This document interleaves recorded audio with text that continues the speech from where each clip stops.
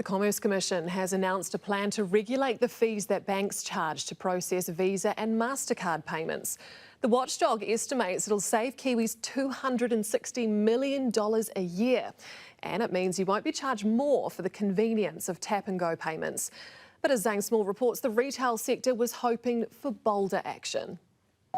This customer at Cafe Castle chose to pay with cash, avoiding a 2.5% surcharge on PayWave and credit, which doesn't always go down so well. The main issue is when people see the surcharge pop up on their FPOS.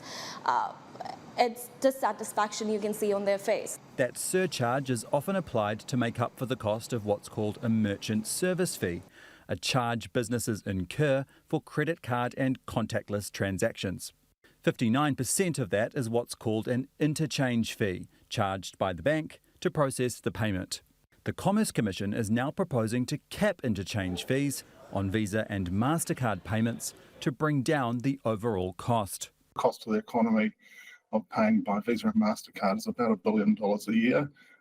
This initiative we've announced today, if confirmed, will take about $260 million a year out of that cost. The interchange fees would be capped at different levels depending on the transaction type. 0% for debit, 0.20% for credit card and contactless payments, and 1.15% for offshore online card transactions. There is a reason online payments cost more. If the card is not present, they need a higher fee to cover the risk that there's some fraudulent activity. The law stipulates that businesses must only charge customers the cost of processing a payment, meaning companies would be obligated to pass the new saving on.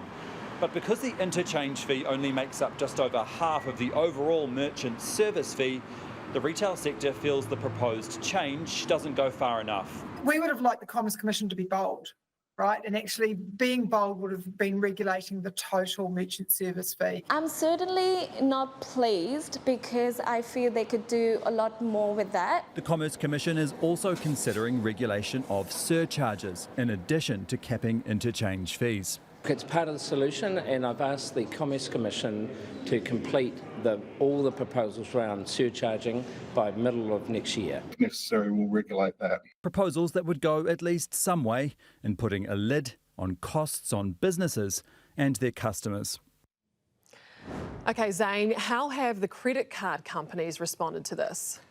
Well, I have received a statement from Mastercard, and they say they are, quote, disappointed in the Commerce Commission's proposal and claim it will undermine competition and set the New Zealand economy back. They say that's because it will hollow out incentives for much needed innovation, including by some of New Zealand's most promising fintechs.